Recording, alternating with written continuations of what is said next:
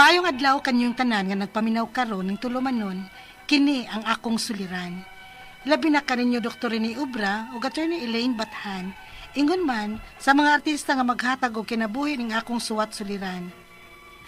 Taguan lang ko nyo sa pangan nga Ann, 14 years old, dalaga, niya magpuyo sa Eastern Summer. Personal kining akong suliran, ug sa kinaiya sa akong mama nga nausab, human siya makauyab og laing, kay patay naman ang among papa. Tulong mi ka man nagsuon, ug kamagwangan ko. Aron niyo sabtan, sugdon ko dihang gipaila-ila na ni mama namo ang laki. 9 years old pa ko at kayon na. Ingon ini ang mga panghitabo.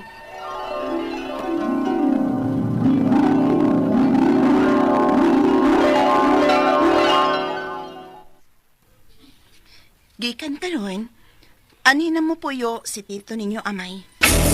Ha? Anhi sa ato, ma? Oo, kay patay naman ang inyong papa.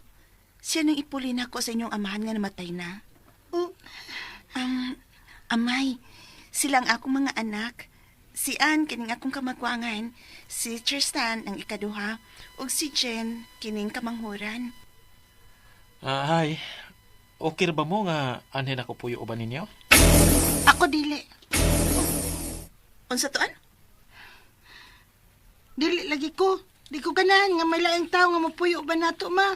Ilabi na kay ipulo ni mo ni Papa. Uy. Ann! Ann, balik! Ann!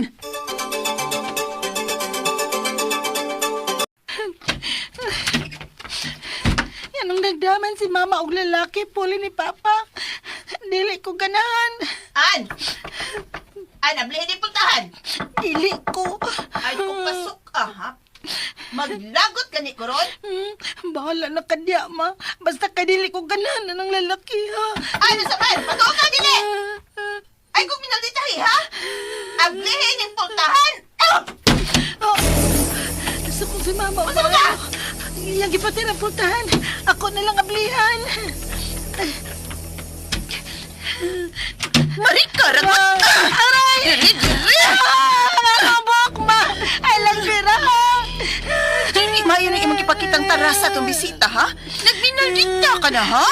Ipuli man ka ni mo siya ni Papa. Dili man ko ganahan. Wa na kay mahimo kay siya nang ako ipuli ni Papa ni mo! Unsam na imong kagulan, ha? Nga bisag unsaon pa, dili naman ito mabalik pang inyong amahan! Dili na pwede nga. Dili na mo ilisan si Papa, ma. Di pa kami kasabot karon. Bisag pasabton pataka. Nga nagkinahanglan ko og parehas ni Tito Amay ninyo. O kaya pagbuod, kinsang akong piliyon nga ipuli ni Papa ninyo. Kaya ako nang kinabuhi, nakasabot? Hoy! Nagkasabot ka ba? Tidyo ka mo. Agay! Agay, mama!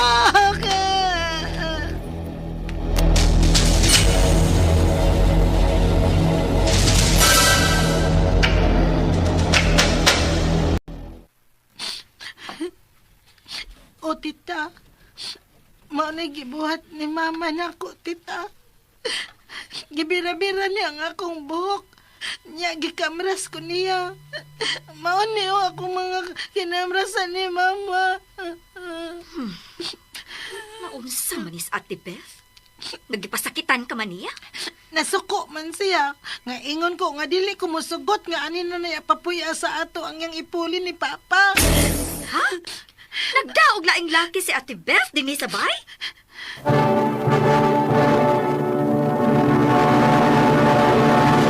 Recorded by X Thunder Gaming.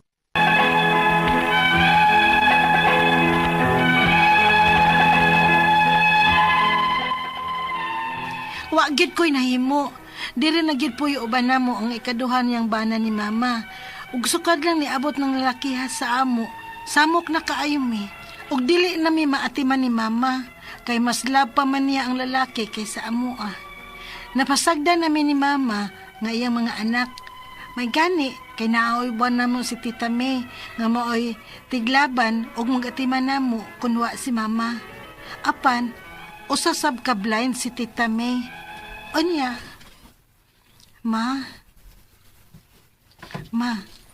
may eskwela na ko, Ma. Nanghit pa man ka? Ang ako ding baon, Ma. Sasabok ka gina eskwela ni mo, ano eh? Oh. Oh. May Jis, oh. Ma, dili man ni paigo. Kaya para sudan pa nako sa paniud to. Nya, para plite pa kay layo mang eskwelahan. Uy, gamitan ang utok ni mo diha. Uy, kay di ka dato. Kung gusto kang mukaon, ay pagsakay. O kung gusto kang magsakay, edi ay pagkaon. Ma, Kung mo reklamo ka, undang lang sa pag-eskwelahan. ma.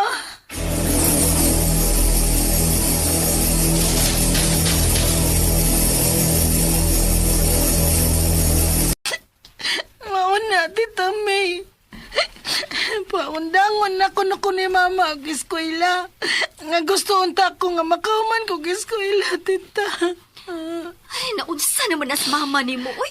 Laban nagparalaag ni Tito Amay. Doon na siya kwarta. Ug may motor man unta si Tito Amay. Digid ko ni ayata sa eskwelahan. Bitawon ta to. Aron makasave sa kasplite. Wa pa man ganit ay sudan ron, tita. Unya nanlakaw sila. O, di ako'y gamayng kwarta diri, o. Palit na lang og sardinas kay atong sabuan. Kamunggayan, aron kapaigo na to.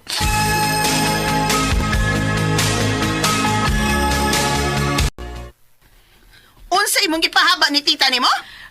Wa man. Bakakon ka, ha? Di pa nagsabot naman ta? Na dili ka manghilabot? Nagsulti naman ko sa tinuod ni Tita May. Sus, ninong, nimuno. Sus! Huh? Sige! Sige! Suwayig dapat ang akong pag-umangkon, amay. Kaya reklamo tamong duwas pagpabaya ninyo sa mga bata. Labaw pa ka! Wa kay igabaws!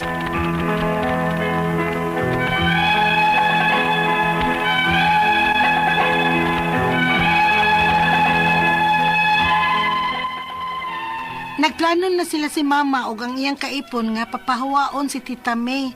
Og kung mahitabo na, gusto sad nako nga mulaya sa amo. Ang ako mga pangutana mo aning musunod unang pangutana. Sukad kinaay kaipon si Mama, nausab sad ang iyang batasan. Murag dili na anak ang iyang pagtratar nako. Pasakitan ako niya. Mausab ba di ay ang mga inahan kung makakita na sila og lain? Mas love pa man gud ni Mama ang iyang laki kay namo.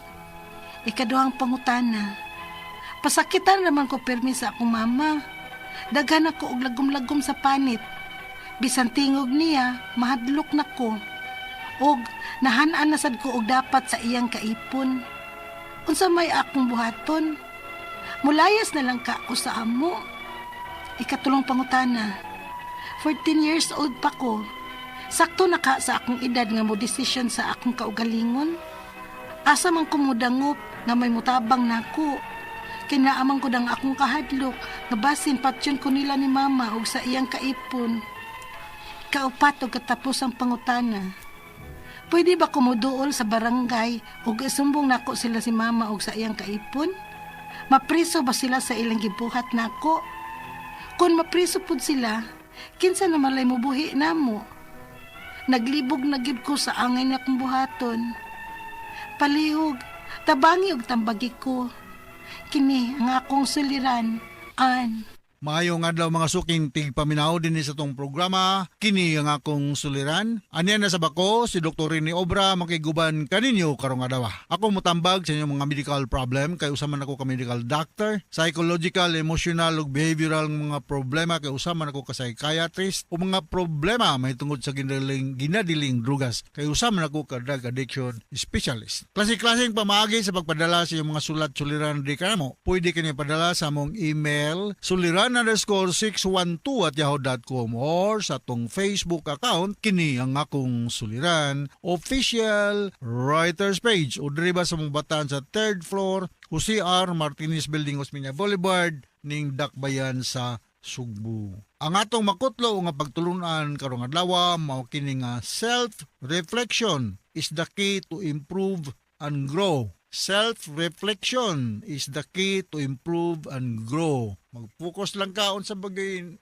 angay buhaton. Pero sa makausapa akong ipabalo sa tanan, wala guys sayon aning kinabuhi puro nilisod. Mahimo lang ning sayon kung atong pangitaag para maagi nga mahatagan og ideya or way ma-realize ang gusto natong mahitabo nianing kalibutan na. Nalang ko i-share no nga adto sa atong mga public utility vehicles kung mag-drive gani mo bay di mo magsigig tabi kay kung magsige mo og tabi daghang kay pasahero din yung loyo nagdepende ba nang kinabuhi sa imong focus sa daan. Magsige kag tabi dili ka 100% focus sa imong gidrivean hapit nga may mabangga atong biyahe may kan sa Ormoc ato sa sugod kay ang driver ug ang konduktor purbidang tabi non-stop war ba hinungdan ang gistoryan. Puro chismis. Alright, nangasaba ba ko? Gamay. Ako kung gibuya goy.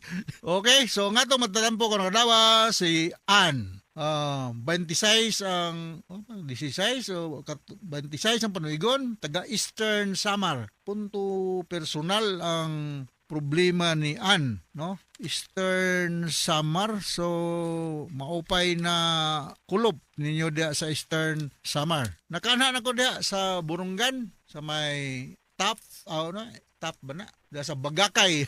May namdum na ko ng Bagakay, no? Dia may mamuagi dia. Maayo na bang dalan dia paingon sa Eastern Samar? I know that in Eastern Samar wala gitagas kay nga building kay as we all know, typhoon pat ba yan na diyang dapita, no? Almost every year yun typhoon nga mo bisita da sa Eastern Samar. So kumusta namang kasangkayan na to da sa Eastern Samar, the whole of Region 8, no? Region 8. May tungod kini sa ang problema ni Ann, may tungod kini sa iyang mama bato nga nakauyab na iyang mama nga nasay ingnon ta uyab. Ito nabati na ito sa drama. So, unang pangutanan niyan, sukad nga na ay kaipon si mama, na usab sad ang iyang batasan. Murag dili na anak ang iyang pagtratar nako. Pasakitan nako niya, mausab ba di ay ang mga inahan kung makakita na sila og lain. Mas love pa man gong mama ang iyang laki kay namo. So naani siya mga igsuon dahil, no? So, dili man po dinon tanan, no? Pero naapoy mga mama nga ingon ni ana labi nag kan demanding po depende po sa personality po sa iyang mga kaipon, no? Pero kung ikaw pirmi ka niyang pasakitan, kini ramang pasakitan dili ra ba na siya physical, pwede ni siya psychological, pwede ni siya verbal, pwede ni siya sexual, pwede ni siya economic. So daghan mga klase nga mga kwan inonta pasakit, no? So akong balikan physical, sexual, psychological, economic ug kanang gaingon ng mga verbal abuse, no? So hopefully nga mausab na ni imong mama ug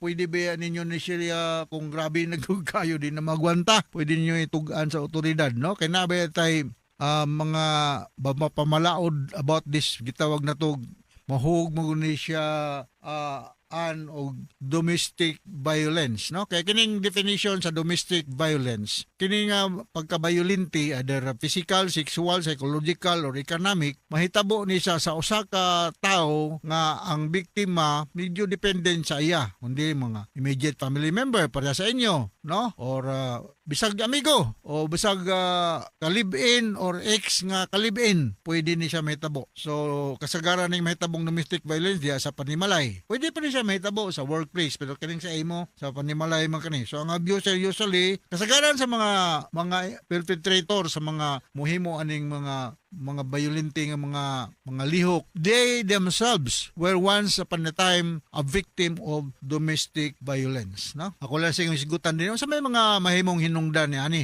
So akong balikon na siya history nga base ng imong mama sa una og gamay pa ni siya, biktima po niya sa pangabuso sa imong lulo kabali. Unya kung naani siya psychological problem. Kada mga tao nga naay gitawag natong attention deficit hyperactivity disorder, kasagaran na nila muhimo ani mga butanga kining ADHD. Unya napoy mga history nga agresibo sila whatever way, or nagdrugs ba, nag-alcohol, o ubos ba ang iyang inunta intelligence, medyo di kayo educated, gamay ang iyang social nga inunta involvement, unya na-expose lagi siya sa environment nga ang makiobserba niya nga kinahanglan nga violente ko, kinahanglan isog ko para respetuhan ko. So mo na akong ika-share sa imong una nga pangutanaan, no? Ikaduhang pangutana, pasakitan naman ko pirmi sa akong mama, daghan ako og lagom-lagom sa panit. So more on physical, ha? Bisan tingog niya mahadlok nako og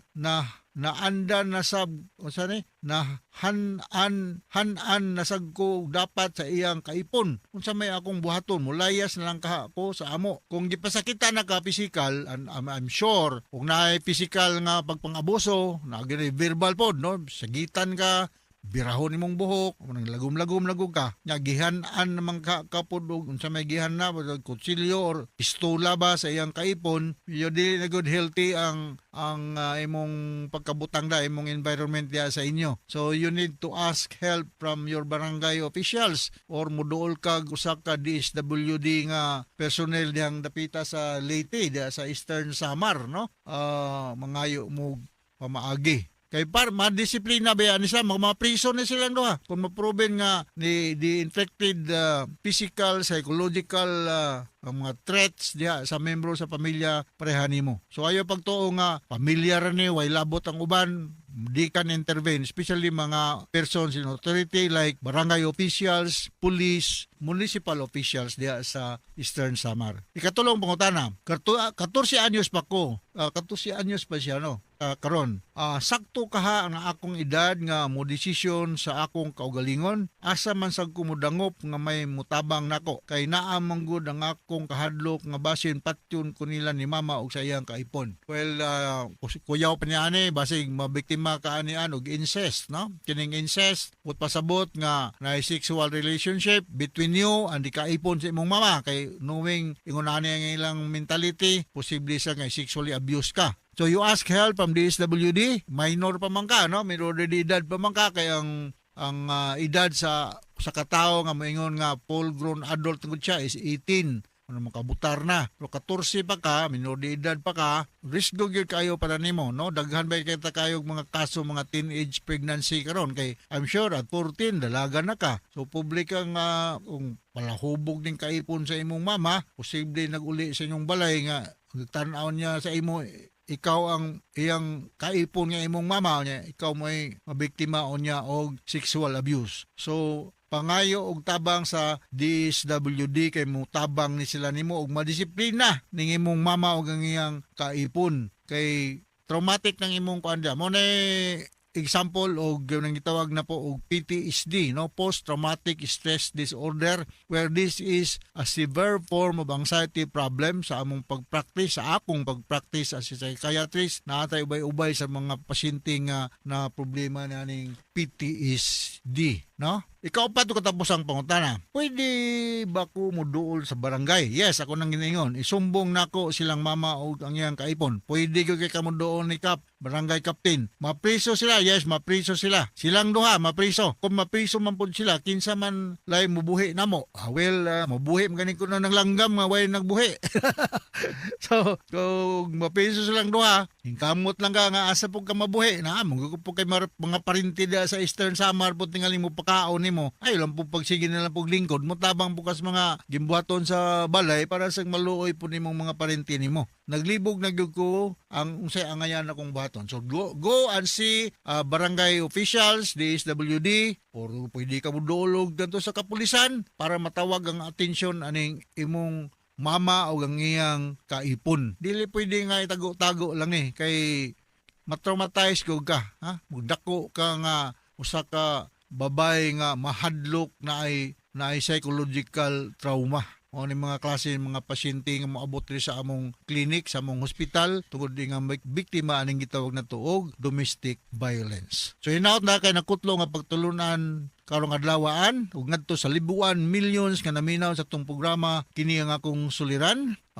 Mayong pagpaminaw diayda sa mga taga Region 8, no? Ug mga Cantiros family diya sa La Libertad, Tubigon, mo man ni lugar ni Colonel Virgilio Sinisa, no? Tubigon Bohol, madong buntag ninyong tananda sa Libertad Tubigon, Bohol. Akong usabon pagbasa ning bag-o mangguning gihatag nako ni Eugene, si Romeo, si Tarsing, si Esperanza, ug si Jima diya sa Inayawan, Pardo. Ug ngadto sa Glicerio Galolo diya sa Cagayan de Oro City, mga Andalis family sa Negros ug dinhi sa Opra ning dakbayan sa Sugbo, mga Kamomot family diya sa Naga City ug sa Barili mayang pagpaminaw. So once again, ako si Dr. Rene Obra. Thank you very much for patronizing RMN na nagpabilin kaming numero kuno istasyon dinhi sa atong lugar. So from all of us sa Radio Mindanao Network Production Center, radio mo nationwide tatak RMN. Daghang salamat ug maayong